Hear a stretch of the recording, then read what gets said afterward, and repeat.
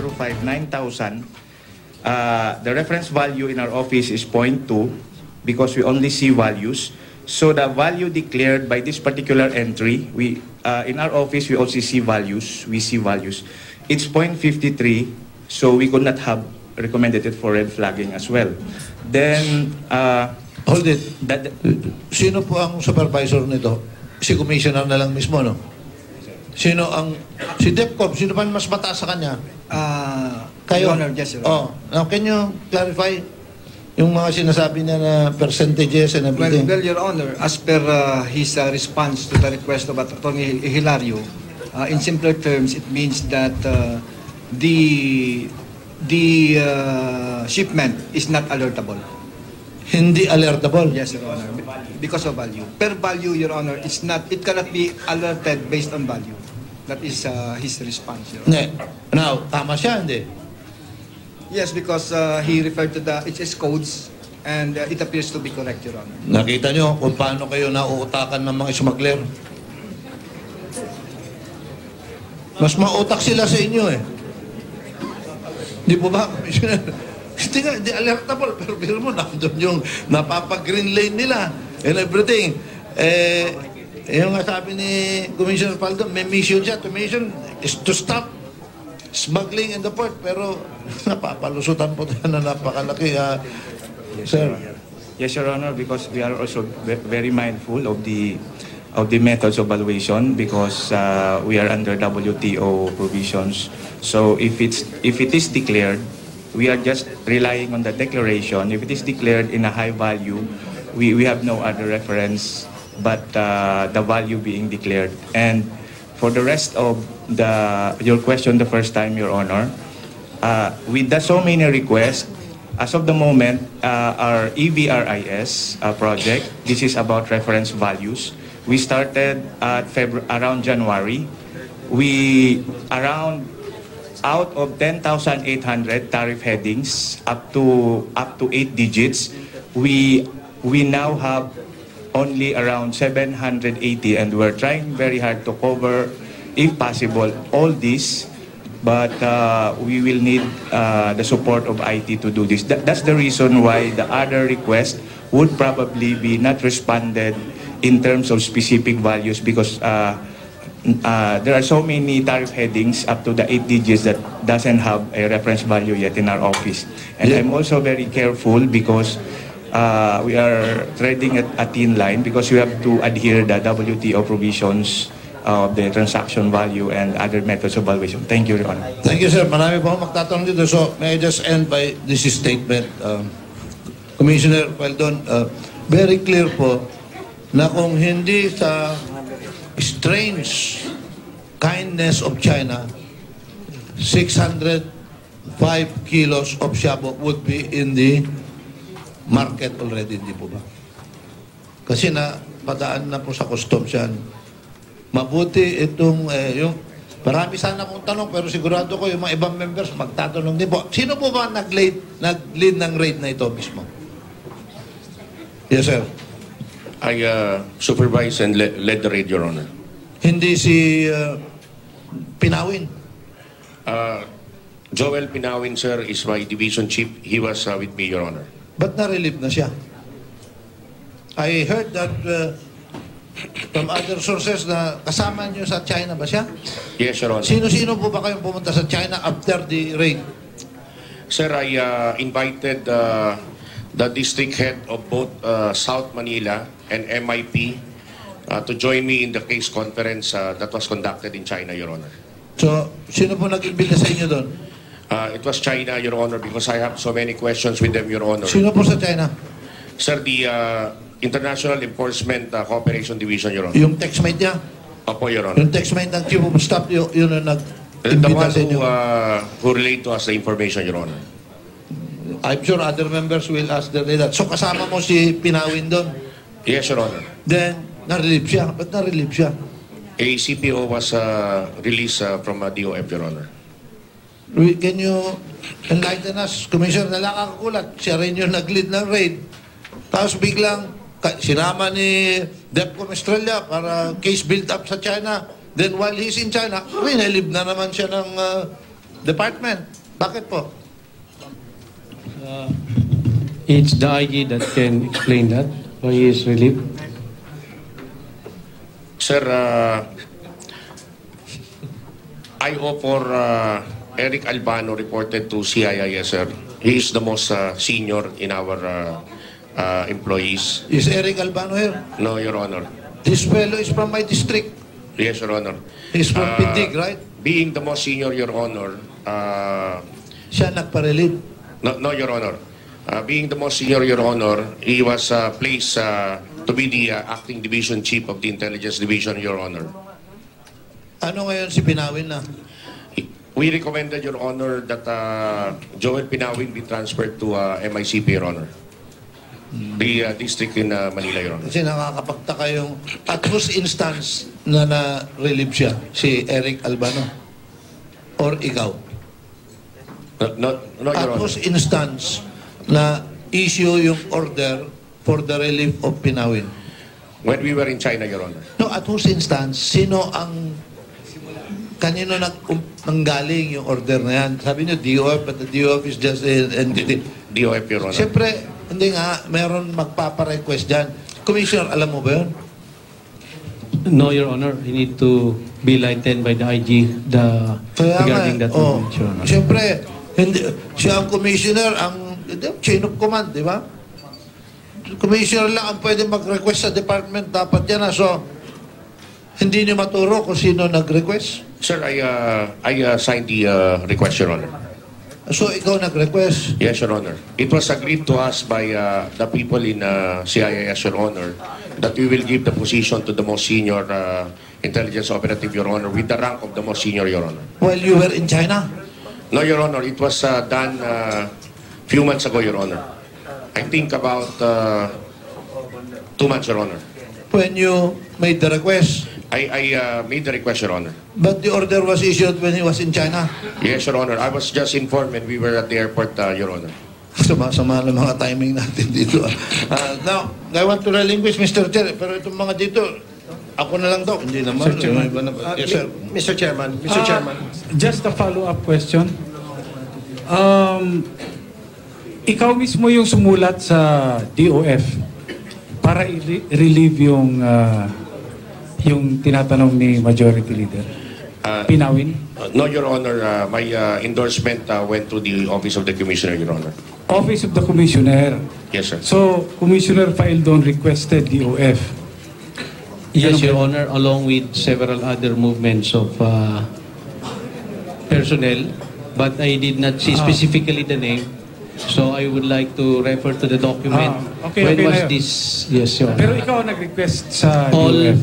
all transfer Okay. reassignment is Dito sa endorsed by dito sa Commissioner. lumabas na containers, no? Ilan ang signatures na dinaanan bago ito ma-release? I would like to refer that to the collector of the MICP. That's the place where this container was released, Your Honor. Sige, ilan? Good afternoon, Mr. Speaker. Bago po mai-release sa custom system namin, wala pong pirma na kinakailangan ng examiner because it's green lane. So, i-release yung containers, walang pirma kahit isa? Wala po. In fact po, na-online release to sa amin ng 18, 19 lang po final sa formal entry division yung papers, yung hard copy po. Ang ginagawa lang ho ng formal entry division is to certify it for liquidation purposes. Kasi So- ang green lane po, So, sa proseso nyo, talaga ko ako smuggler, napakadali. pre-cleared po kasi ang pag nalagay kayo sa green lane. Kaya nga, lumusot ito. Opo, opo. Ito bang ginagawa yung Commissioner Faildon? Yung ginawa yung command center, no? So, hindi ito yung dating proseso sa customs. Am I correct? Ngayon lang ito, nung panahon mo. Yung creation ng command center. Yes, sir. Okay. Dito ba sa creation ng command center, covered ba ito ng administrative order galing sa Department of Finance? No, sir. Hindi. Yes, sir. Oh, bakit ganyan? Kasi hindi ka pwede gumawa nung kahit na anong proseso doon, pag walang administrative order coming from the Secretary of Finance, you are not authorized to do it. May I refer that question to the lawyers in the Bureau, Your Honor? Oo, sinong bright ang nag-recommend sa iyo niyan?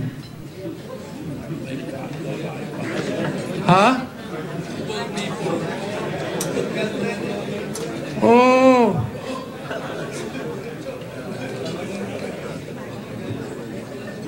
Oh. Sinong bright? Sinong bright? Pakilabas nga nung bright na nag-recommend sa iyo niyan.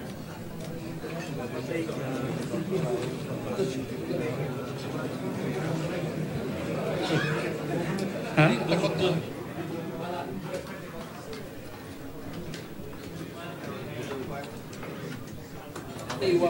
Oh, sinong bright ang nag-recommend sa iyo? Any bright lawyer, please explain. Oh, asan na yung mga advisors mo? Ha? I can Hoy, explain, but wag naman, mamaya sabihin mo na naman yung fiancé mo, ha? Ha? sir, nag-bis kanina, baka patawag mo eh. Sige, di bali na lang. Okay na rin yun. Mr. Chairman? Mr. Chairman. Iba na lang magtanong. Mr. Chairman. Mr. Chair. With due respect to the Mr. Speaker, Mr. Chairman. Chairman, administrative. Okay. Mr. Chair. Administrative.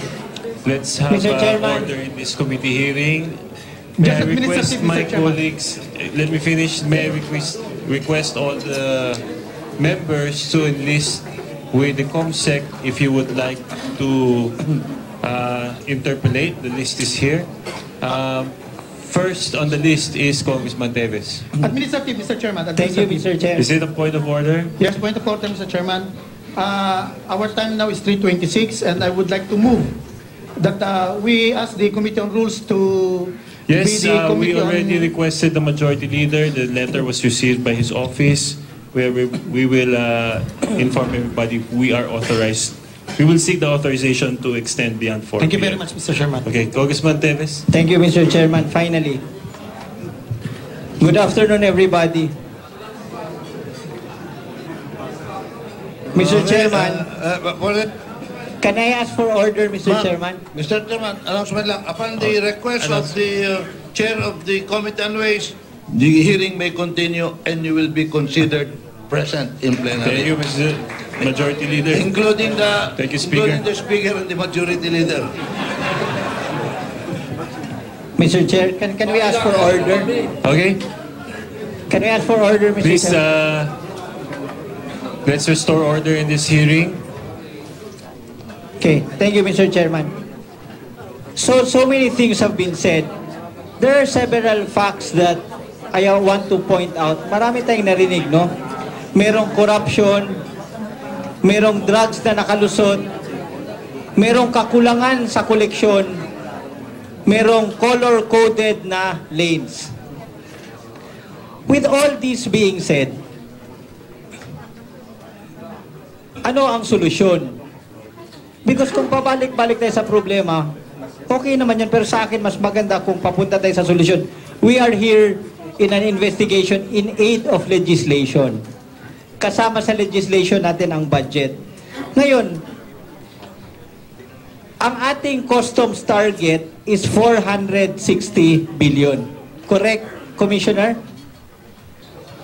400, 60 billion yes sir. ang ating target. Usually, hindi natin naabot yung target, kulang ng konti. Correct? For the first 1 year of this present dispensation, ang revenue collection efficiency rate natin is 97.2%. Yeah. So Yeah. it's not Not 100. 100, Okay. Your Honor. But, gusto ko maliwanagan ang lahat na yung target natin, hindi pa yun yung 100% na koleksyon. Ibig ko sabihin, iba pa yung target na kung i-kolekta talaga natin lahat, walang lumusot. Am I right? Yes, Your Honor. Efficiency in revenue collection can be affected by several factors. One is the absence of smuggling. Second yun na. is the emplacement of several equipment to ensure that all these goods that comes into the country can be identified properly and evaluated properly. Those are factors to improve the efficiency of collection, Your Honor. Am I right, Mr. Commissioner, to say na kung kolektahan natin lahat, ibig ko sabihin 100% collection, walang lulusot, kaya umabot ng 600 billion ang ating collection? That's very probable. 100% But collection. that is no assurance because of the 2.5% decrease in dutiable goods every month. So we are now nearing to zero dutiable. Right now, we only have around 18% of all the goods that comes into the country that is dutiable. So because of our commitment to the Asian free trades and so many other trade organizations, the dutiable commodities are becoming less and less, Your Honor. Yeah, but granting, lalampas tayo sa 406, kaya natin umabot ng 500 billion. What am I trying That's to drive probable, at? Your Honor. What am I trying to drive at? How can we attain 100% collection? Sa alam ko, sa Amerika, lahat dumadaan sa X-ray. Walang hindi dumadaan. Am I correct? Yes, Your Honor. Okay. Magkano kailangan para ma-X-ray natin lahat ng produkto na dumadaan sa port natin? We need Ganito lang, ilang X-ray ang ating kailangan? we need 20 X-ray machines, Your 20 Honor. X-rays ang kailangan. Magkano ang isang X-ray, Mr. Commissioner? $2.5 million. That's around $2.5 million. $50 million. Your How Honor. much is $50 million in pesos? That's around 25 billion pesos, Your Honor. 25 or 2.5? 25 billion pesos, Your Honor. 2.5 lang. 2.5. Your Honor. 2.5 billion pesos. Kahit ipalagay pa natin, umabot siya ng 25 billion. Para sa akin, ito yung dapat na legislation na ating gawin, na i-fund natin yung customs natin, na malagyan ng X-ray ang lahat, because by spending 2.5 or even 25 billion, madali natin siyang bawiin because you will be able to collect more than the 460 billion. Makakolekta lang tayo ng 500 billion, that's 40 billion over our target. Even if you spend 25 billion, the government still earns 15 billion. What do you say about my proposal, Mr. Commissioner? That's very laudable, Your Honor. It's not the revenue collection that will substantially increase. It will also stop all the entry of contraband in the country, because if you subject all containers to X-ray, then these yabos and other contraband can no longer enter into the country, Your Honor. Yan ang aking sinasabi. Anyway, I'm not a member of the Appropriations Committee. I'm not even a member of the Ways and Means Committee, but I'd like to suggest to everybody na sana i-fund natin yung X-ray requirement ng customs na 20 pieces, kayang-kaya bawiin ng ating gobyerno yon, at matitigil na natin ang corruption, matitigil na ang paglusot ng droga, tataas pa yung ating collection. And on that note, baka hindi na natin kailangan yung tax reform because it will be an additional revenue for our government. Isa pa, would you say, Mr. Commissioner, na mawawala na rin yung color coding kung lahat dumadaan sa X-ray? Wala nang red, wala nang yellow, wala nang green, right? Yes, Your Honor, because ultimately it's the X-ray that actually identifies what's inside those containers, Your Honor. Alam ko na anong magiging rason ng iba. Matatagalan daw kung in-X-ray lahat. Pero nag-research ako sa alam ko, meron ng X-ray ngayon na kung 20 nilagay natin, kahit mag 100% X-ray tayo, hindi tayo matatagalan. Am I right, Mr. Commissioner? Yes, sir, because the new X-ray machines today, Your Honor, can get a very clear images even at the speed of 40 kilometers per hour. So that is the new technology today, Your Honor. Sana lang manote yun ng committee ito at matandaan to ng aking mga kasama dito. Mag-request kayo, susuportahan natin yan sa budget hearing. Sana lang pumayag ang lahat. Anyway, 2.5 or even 25 billion is not very big if you're talking about an additional 40 billion in customs collection. That's all, Mr. Chairman. Thank you very much. Thank you, Congressman Teves. Let me just try to steer the hearing a little bit. No, this is a Ways and Means hearing. We're looking for flaws in the system. So kanina po, nung nagtanong tayo about how the system defaults to green lane. Okay? Gusto ko lang itanong kay Commissioner, sa tingin mo ba tama yon na naka-default sa green lane? In the perspective of the interest of trade facilitation, which I believe the senior vice chairperson has explained, that is really what they consider correct. But in the interest of border security, it is the opposite. It has to be read. Okay. So, personal nyo po, Personally, because we do not have the capacity to x-ray it, it should be more stringent. At least the default should be yellow. yes. Yes, Your Honor. So, since you are empowered to tweak the system to default to yellow, I think yellow means documentary check. Hindi physical exam, hindi rin express lane. Sa tingin ko rin, dahil sa sinabi ni Debcom Gambala na bulk of the shipment should be yellow, then it just makes sense that the default is logically should be yellow. Why have you not initiated or attempted to fix the system to default to yellow? Actually, sir, it's if you look at our selectivity, the whole selectivity of all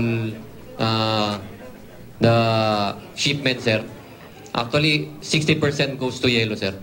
Only 20% goes to green and 20% goes to red, sir.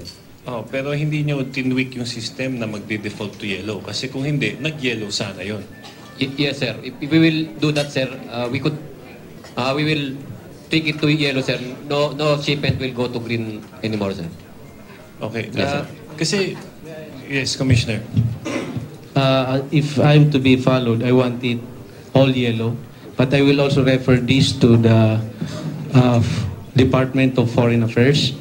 It may have some effects in our commitment, so we will refer this immediately if we can do that, because this is our commitment to the revised Kyoto Convention. So I'm not sure if this will be allowed by our commitment to WTO, Your Honor. As soon as they clear that we can do it, we'll immediately change the system to default all yellow, Your Honor.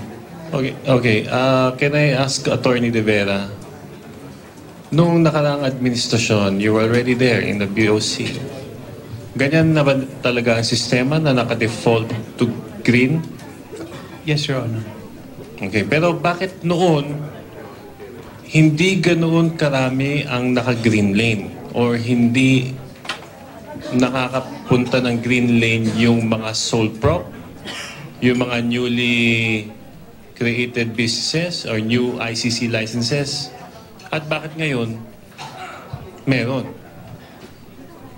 Sir, I can only speak for my time kasi wala na po ako ngayon. Pero kasi before, we regularly update the parameters. Okay.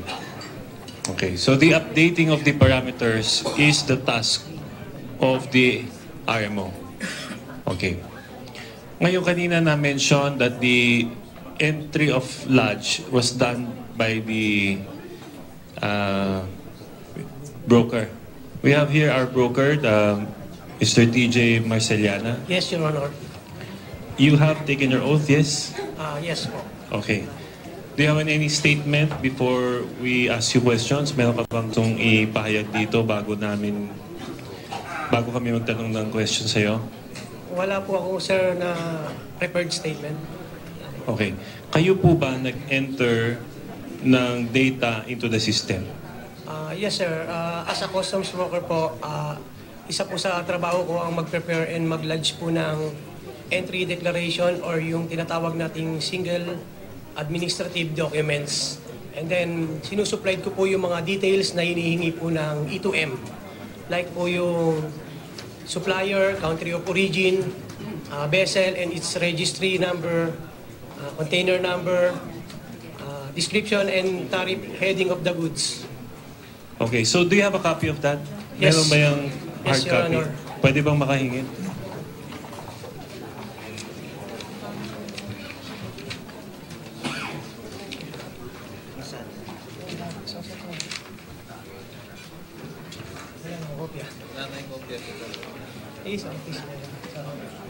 Thank you, Mr. Chair.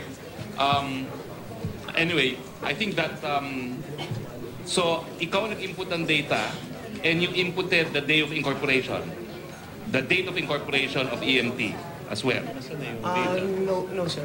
Ano yung mga information that you inputted that would fall within the parameters set by yung ano, nung office ni RMO? Ano yung information na in-input mo? Yun po, yung kagaya po binanggit ko kanina, yung mga vessel, container number, country of origin, registry of vessel, description and tariff heading of goods. Okay. Ano na po yan, sir, yung details po is naka-format na po ng E2M. Ina-answeran ko na po based po sa shipment, sa covering import documents po. Lahat po yun, lahat po nang i-answer ko po ron, makikita po sa covering documents po ng import shipment. Okay. And so, may I ask, Mr. Chair, from the RMO, ito hindi ko maintindihan because you designed the system, RMO, na kapag galing sa China, dapat red flag yan. Na-input naman pala na red flag. Bakit na galing sa China? And that should have been subject not to green lane. Pero bakit ganun? Despite na in-input yung tamang data, na green lane pa rin siya. Sir, yung parameter for China, wala Yes. pong ganong klaseng parameter. So hindi ba automatic na pag China, hindi siya automatic na hindi dapat green lane? No, sir. Kasi, sir, if we use country of origin like China sa red, 60% ng importation po natin gagaling po sa China. So mabibilauan po yung system. So what would trigger the red flag in your parameters? Sir, based on the rules, sir. For example, China, combine it with, for example, chicken or meat, parang ganun. Basta hindi lang pwedeng yung country of origin lang. Kailangan meron in other combinations. Yung new importer? Yung new importer, sir, dapat na... bakit ito? In-input, new importer to, China, bakit nag-green lane pa rin? Kasi nga, sir, hindi na-update yung new parameters. Hindi na-update. Bakit hindi na-update? Nakapasok tuloy yung droga. Sinong responsible for not updating it?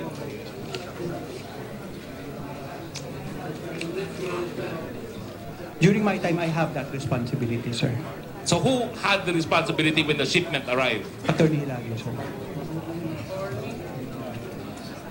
Now, Mr. Chairman, yesterday I declared my ties with the chairman and his deputy commissioner. It was declared again today. I confirmed that pursuant to the Constitution, possible conflict of interest, as well as my possible conflict of interest on the computerization program. But my question is, number one, I'd like to correct Deputy Commissioner Gambala, wala lang po kinalaban yung kaso for our failure to computerize. Ms. Kimiti Araw po, paso na po yung budgetary allocation for the computerization. Dapat po, nagsimula na kayo ng bagong bidding. So I get alarmed na nangyayari itong mga bagay nito dahil inadequate yung ating computing system and yet, alam na natin na pwede na magbagong bidding, hindi pa natin nagagawa. So how many more shipments of shabu do we allow in because we have antiquated computerization system before we actually proceed with the bidding? Can we now find out from the customs? No, tapos na po, wala nang legal obstacle, wala nang budgetary cover, kukuha na kayo ng bagong budget sa Kongreso at magbibidding. So kailan nyo gagawin ito?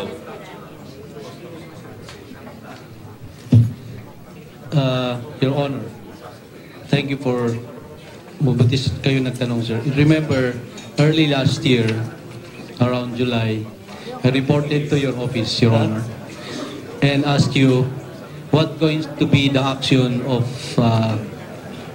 the winning bidder, if we will proceed with the new bidding, will it stop them from challenging it from TRO? Your advice to me, Your Honor, is we cannot stop them from TROing the new bidding. That's why we did not, and that is going to be the highest probability to happen. That's why what we are doing, sir, right now is, in the past 10 months, we have worked with World Bank to request for help to change our system. That's why a month ago, World Bank came back and informed us that they have now earmarked at least $200 million, $100 million for the replacement of our system, and another $100 million for the establishment of the Philippine Customs Academy. So that is the effort we have done in the past 10 months. So as per World Bank, in the next 2 years, this new system will be rolled out. And it's going to be a system that is at par of the best practices in the world, Your Honor. Under this new system, what would prevent the further entry of shabu into this country?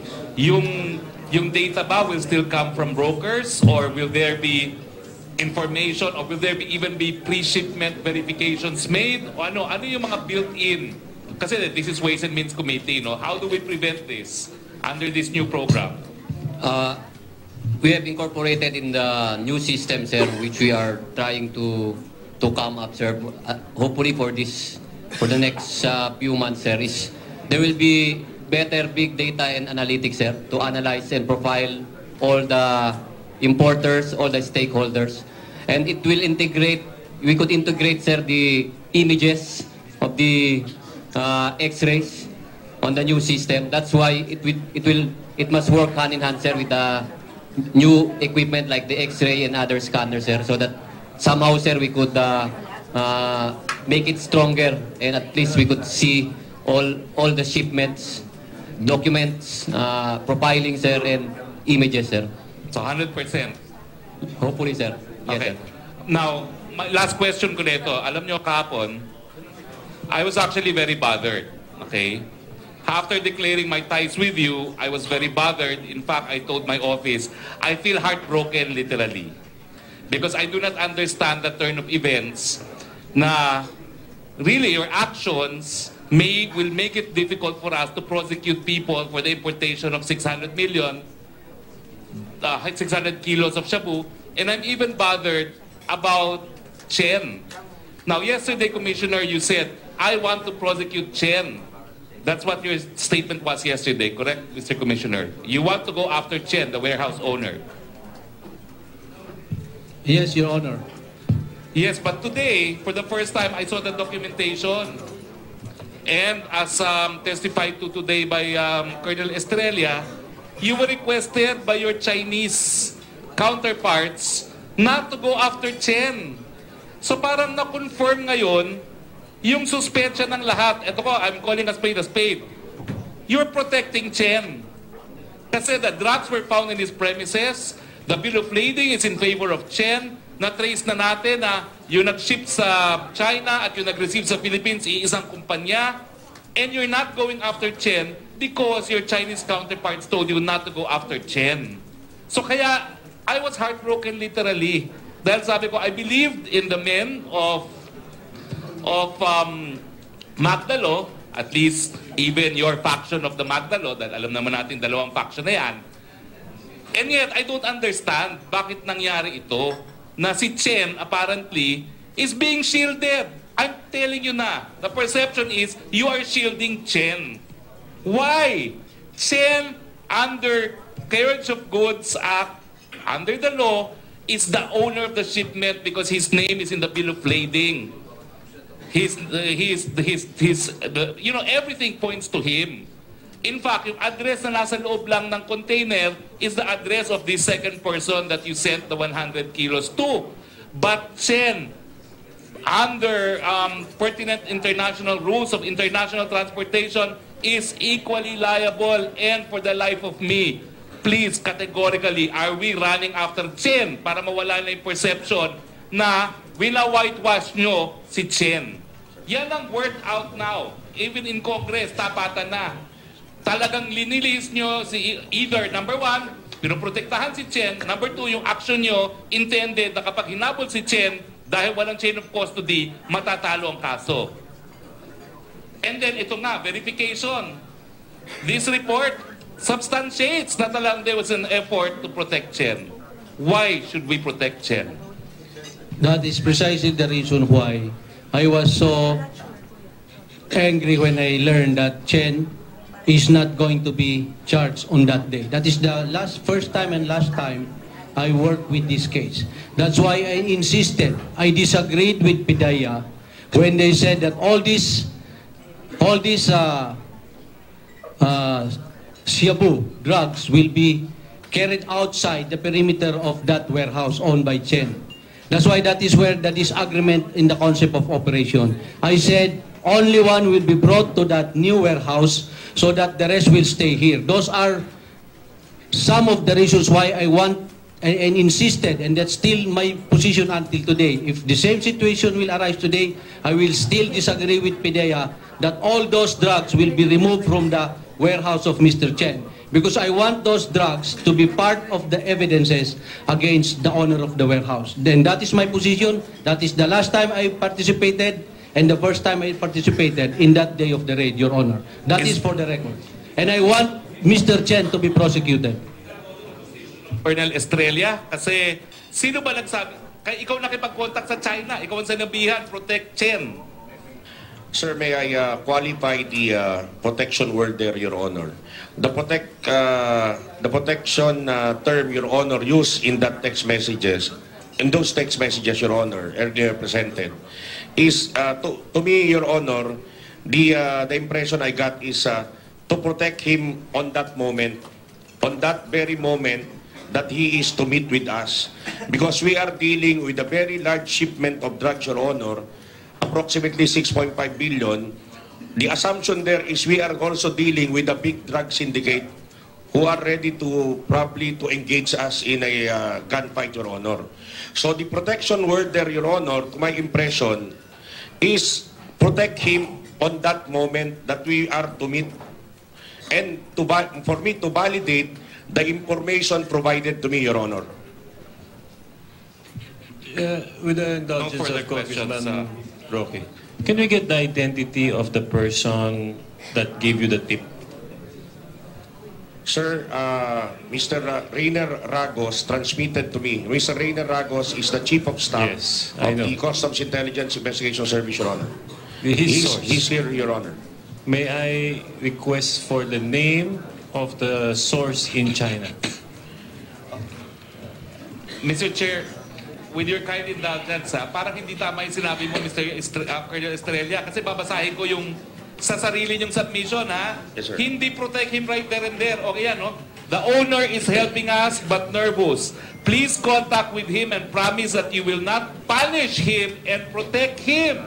Yes. Malinaw po na walang for that day lang. You will not punish him and protect him. He will inform you the detailed address of the warehouse. So kaya po, yan ang conclusion ng marami na pinoprotektahan nyo si Chen dahil yan talagang request ng mga Chino.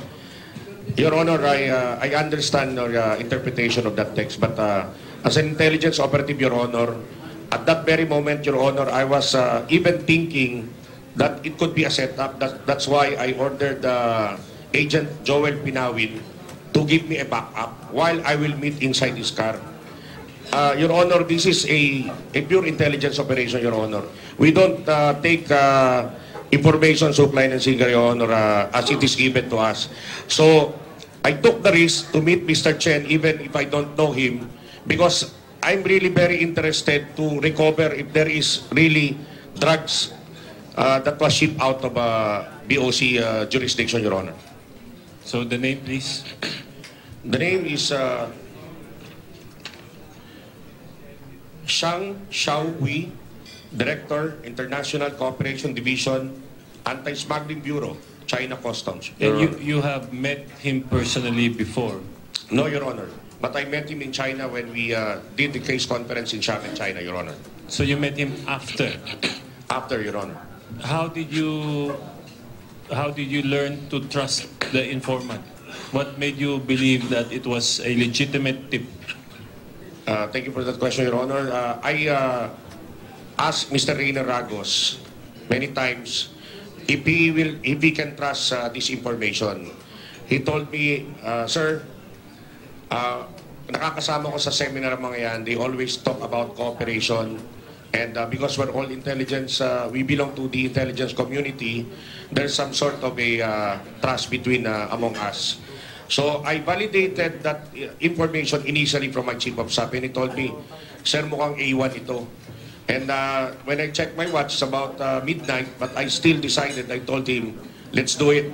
Dahil kapag ka-drugs to, mabilisan to, lalabas agad to. So gawin na natin ngayon, wag na tayo magpaumaga. That was our discussion with my chief of staff, Your Honor. Okay. We will confirm that later on. Right now, let me acknowledge and give the floor to Congressman Noel Villanueva. Maraming salamat po, Mr. Chair. Mr. Chair, may I direct my question there to the good commissioner?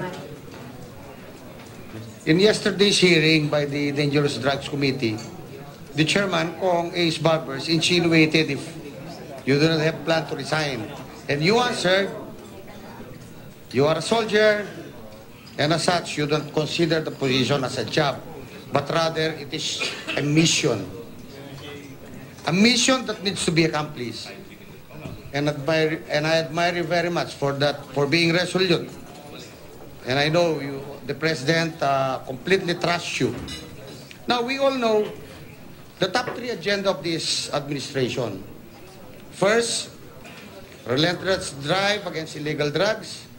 Second, to eradicate corruption in government. And third, to raise much-needed revenue for inclusive growth under the build agenda of the President. At ang tatlong top 3 agendas na ito, ay maaring pwedeng iugnay sa iyong misyon bilang Commissioner ng Bureau of Customs sa ngayon. Ano ang mga plano nyo, Commissioner? How can we eradicate corruption at the Bureau? How can we now prevent the entry of illegal drugs? How can we increase revenue collection at the Customs? Sigurado sa nangyaring ito, may mga plano na kayo, di ba? Being a soldier, may plan A, plan B, plan C. Iba-ibang plano yan, di ba? May we hear from you, Commissioner? Yes, Your Honor. The biggest problem in the Bureau of Customs is corruption. All these things that we are addressing today can be traced through that corruption. So, corruption is perpetrated by our own people. So let's attack the culture of corruption in the Bureau. There's a little problem, I believe, in the processes of procurement of personnel. Okay, today the personnels there that have been procured in the past are recommendations of so many people with clear interest in the Bureau. That is to be very frank with you because you want me to be very honest here. So, when these people are inside the Bureau, it becomes very, very dark to them, the welfare of the country. So, there has to be some legislation to address that. Now, what we can do right now without that legislation is we have to train our people before they go to the front lines. What this training? What's the need of the training? In all the customs administration in the world, almost every custom has an academy. Malaysia has the best regional training academy in the Asia and the Pacific. That's why it's categorized by World Customs Organization as the Regional Training Academy. Indonesia sends their employees to that academy training for 4 years.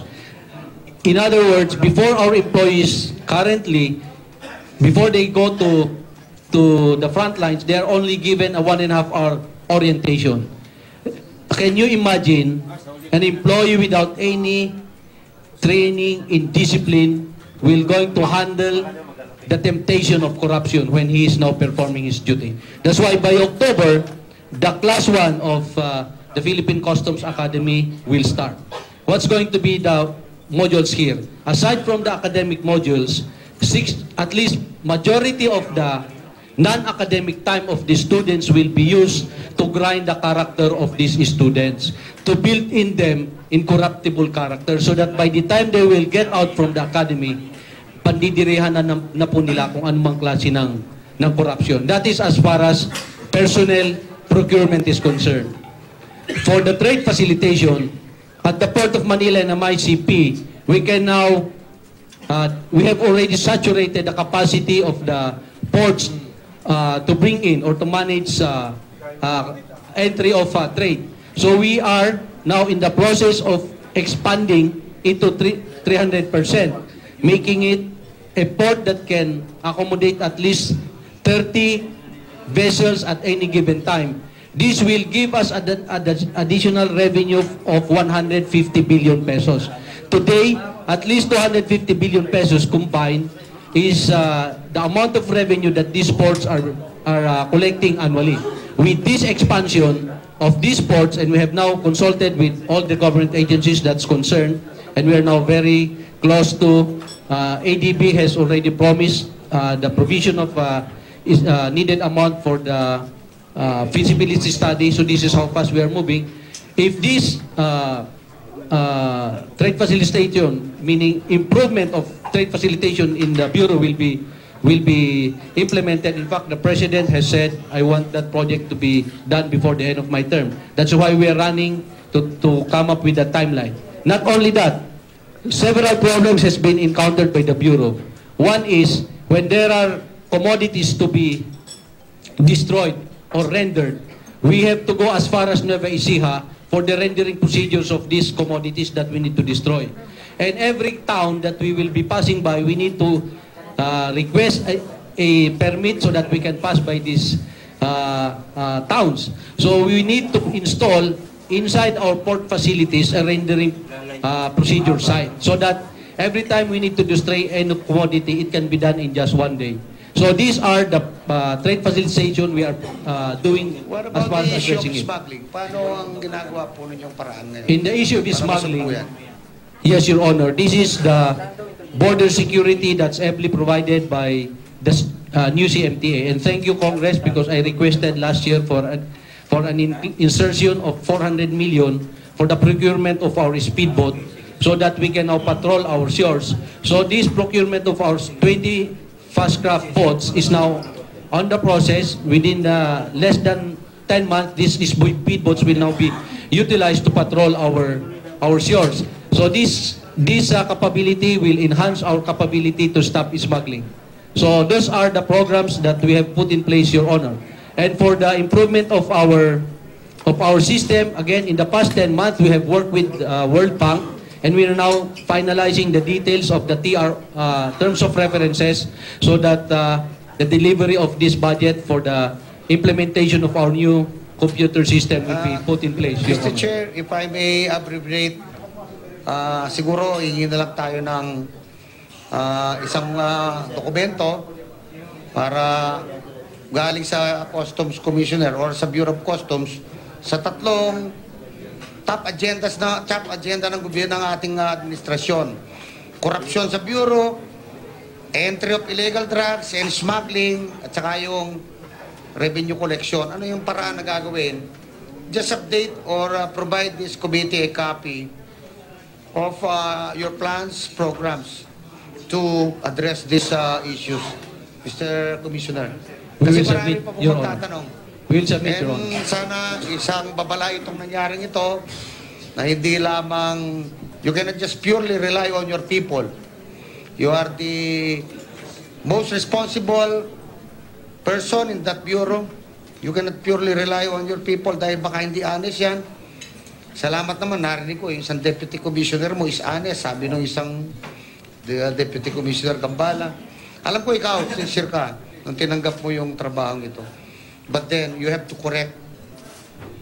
You have to rectify all these things. You have to assert your authority as the commissioner. Dahil, in the end, the buck will stop at your, in front. Di ba? Wala kang ibang sisisihin. Walang ibang masisisi kung hindi ka was the head of the bureau.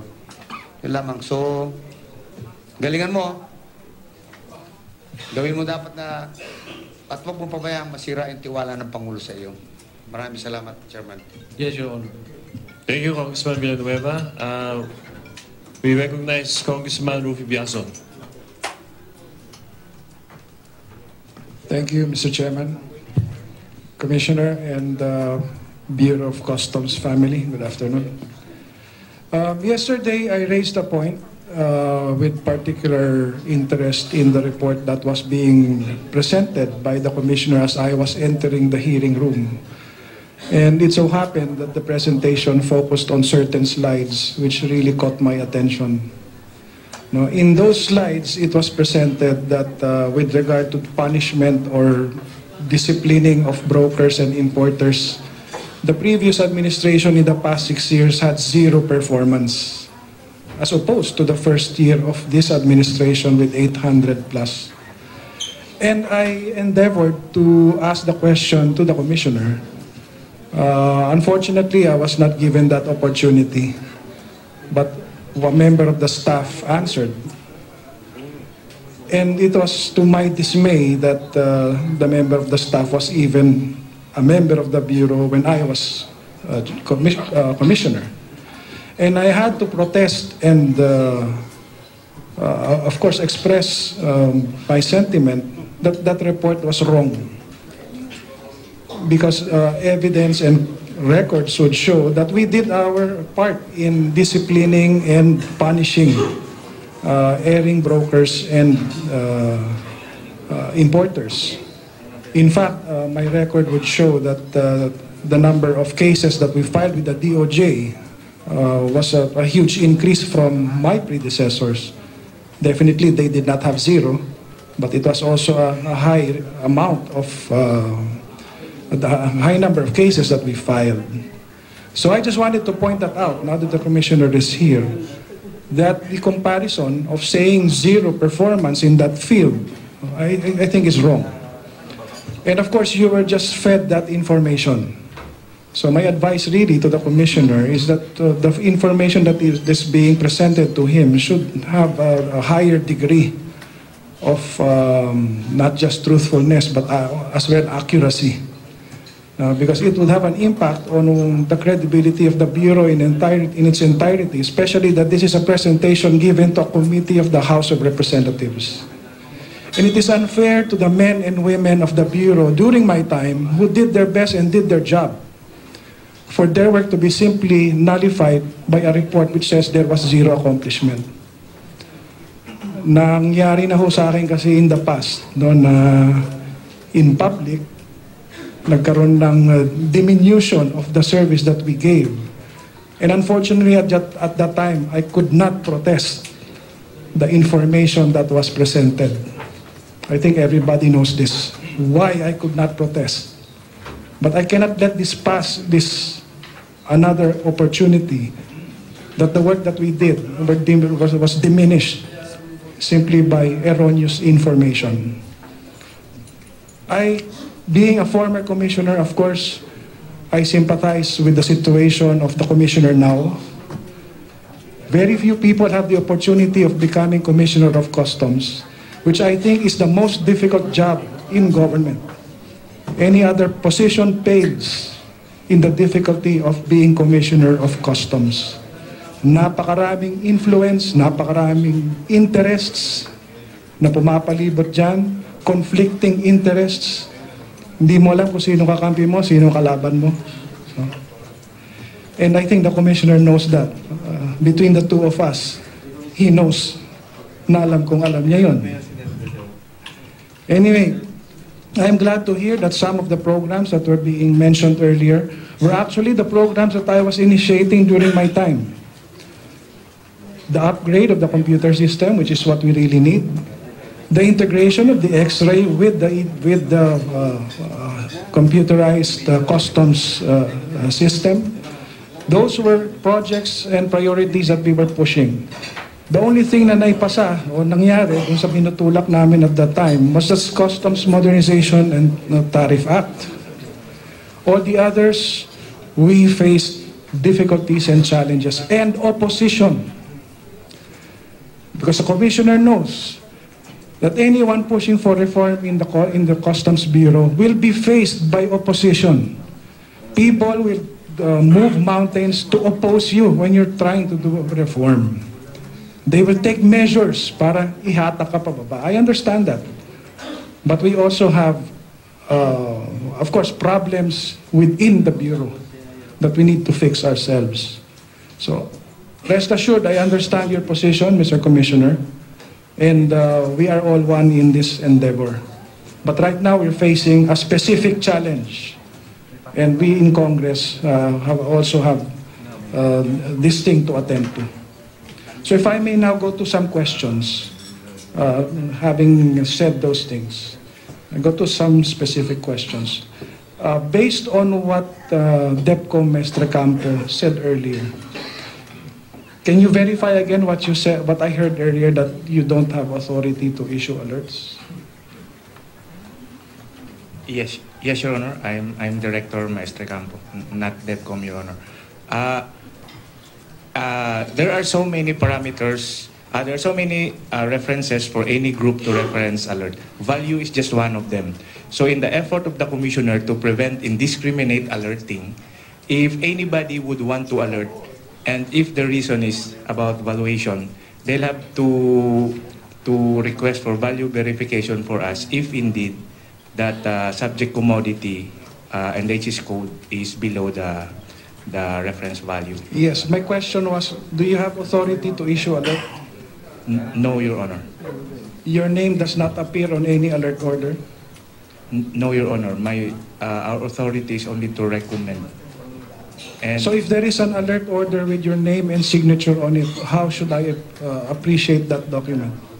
I'm the requesting officer, Your Honor, and the DEPCOM Jerry Gambala will be the approving authority, Your Honor.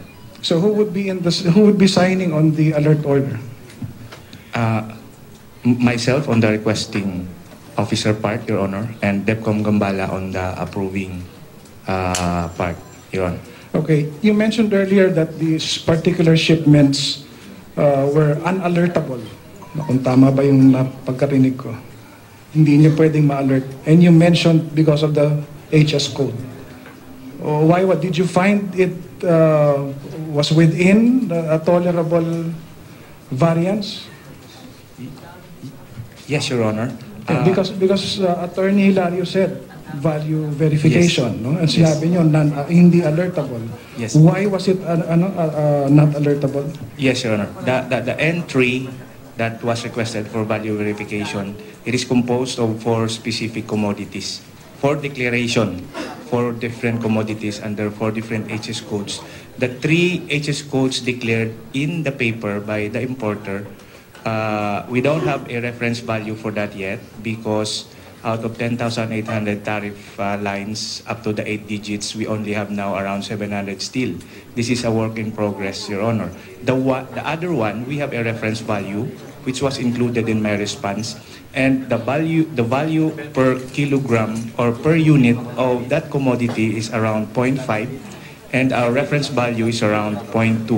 So masyadong maliit yung difference, tama ba? No, sir. It was declared above of the. It was declared higher than the reference value. Yeah, pero how big is the difference? It will be 0.5 minus 0.2 divided by 0.5 times 100. I need a calculator. But never mind. Just do your appreciation. Was it a big or a different, small amount?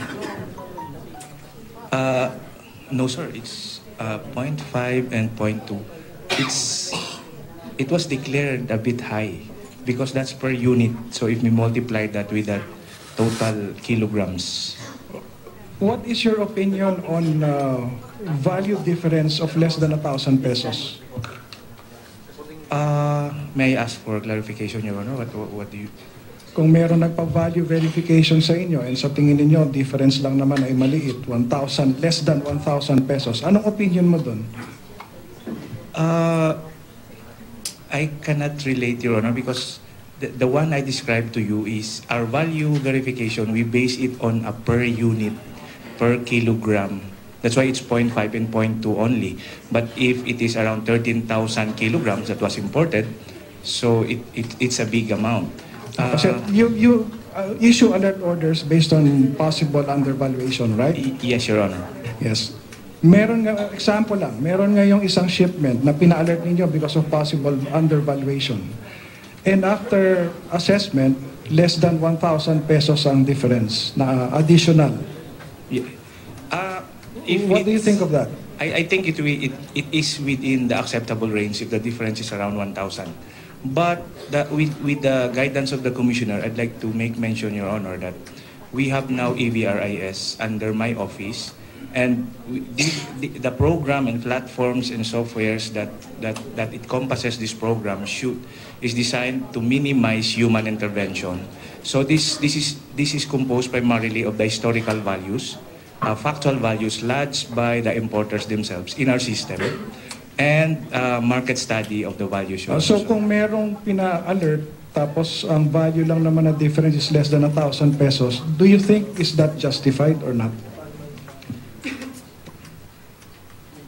The entire value, Your Honor, the entire entry or the entire importation, 1,000 lang? Yeah, may isang entry, in-alert. Tapos dinala sa puerto, binalik, sabi, ito recommended, sir, additional na lang. Less than 1,000 pesos yung additional. Do you think it's justified? Our system, sir, computes it not as per how much you paid in terms of duties and taxes yet. Remember, sir, we have the CIF, right? The cost, the insurance, and the freight. Right now, EVRIS is a work in progress. We are now addressing undervaluation declaration still on the C part. So I will not be able to relate it when it comes to the overall duties and taxes being paid, Your Honor. Well, sabihin na natin, we're both part of customs, no? Merong shipment na in-alert. Siyempre, pag in-alert yan, maantala yung shipment. I-inspect pa natin. Tataas ang cost ng nag-import kasi tatabi pa yung container van eh. Tapos biglang ang lalabas na additional, less than 1,000 pesos. Was it worth it to alert that shipment? Additional. Yes, in the interest of the understanding of the others. Pag sinabi kasi in-alert mo, tapos may kailangan ng additional. Yes, sir. Parang sinabi kasi in-alert yan for undervaluation, no? Kung suspected. Tapos i-reassess ngayon dun sa puerto. Sasabihin, sir, o sige, para maitama yan, may additional payment of duty and tax. So yung tinatanong ko, kung mag-a-additional lang ng less than 1,000 pesos, was it all worth it na in-alert natin in the first place? It becomes relevant kasi ang simula ng alert is the request for the value verification or the suspicion of undervaluation. Kung ang suspetsya natin ang undervaluation niya is 20,000, 50,000 pesos undervalued, probably may justified tayo magpa-alert. Pero from the beginning, we already have some sort of an idea kung yung dineclare niyang value is undervalued or not, di ba? Yes, hindi Your mo naman i-alert yung overvalued, yung undervalued. Yes, Your Honor. So, at the start, you should have an idea kung talaga nga bang worth it natin to i-alert or not. Yes. I think I understand your question. Yes. Your Honor. So, if it will depend on the volume of this, for example, if the total... Ganito na lang, para mas maano. Meron na ba kayong in-alert at nilift ang alert dahil nag-additional na ng less than 1,000 pesos? Yes. Yes, Your Honor. I can explain it this way. EVRIS is a treatment, Your Honor. It is designed not to stay there forever. When we arrived, then from July to December, we studied all the data, the values being stored in our system. We have found out that we have a massive problem of undervaluation. So, I cannot show the PowerPoint, but imagine... Let's not drown the people with jargon. Yes. Ganito na lang. Do you know, kasi tinatanong kanina, paano ba natin masastop ang smuggling? Many have tried and many have failed. Sabihin nyo na, baka kasama ako sa nag-fail, di ba? Kasi kung meron man naging successful na talagang alisin ang smuggling, gawin na nating presidente yun. Because no one has ever succeeded. Yes, sir. No? Okay, ganito. Alam naman natin na yung pag-alert, yan yung isang nagagamit eh. Yes, sir. Right? Yes. Okay. Kaya ang puntos ko, yung yung undervaluation na maliit lang naman talaga kahit paano may estimate mo from the very beginning bago pa i-issue yung alert eh. Justify mo pa ba na i-issue yung alert na maliit lang naman ang lalabas na additional? So my suggestion is this, no, para to give time to others.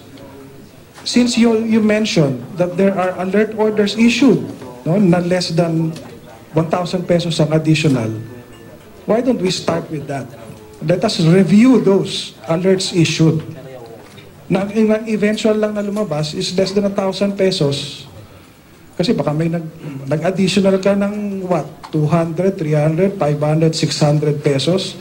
Yung abala na ginawa natin dun sa importer, yung cost, because it has cost, di ba? Pagka pina-alert mo, in-inspect yan. Eh kung napakalaki na nung binayad mo dun sa cost ng alert, dun sa in-additional yan, napakaliit. We're not following the principles of trade facilitation and risk management. Kasi we're trying to chase after yung low risk, low return sa atin, and we're spending so much for that. Diba? So, I would suggest you're with the Import Assessment Service, mga valuation, diba? Why don't you review yung mga ganon na dumaan na alert, less than 1,000 pesos yung additional, because it wasn't worth it. Probably, meron kasing operation yun. Yes, Your Honor, we will do that, Your Honor. Thank you very much, Your Honor. But, Mr. Chairman, I have a lot of things to say and propose. Being the Committee on Ways and Means, I'd just like to point out to the committee that we have some pieces of legislation that we have filed personally in pursuit of helping the Bureau of Customs in their reform. It is something that I had started when I was back then as commissioner. Unfortunately, the turn of events prevented me from pursuing everything. But I guess it's just probably destiny that I'm back in the House where I originally started and where we can also help out in doing these reforms that the Bureau wants. Thank you, Mr. Chairman, and good afternoon to all. Thank you, Congressman Biazon. Deputy Speaker Garin. Thank you, Chairman. Pansamantala nating puputulin ng coverage sa pagdinig sa Kamara, magbabalik ang Balita Pilipinas ngayon.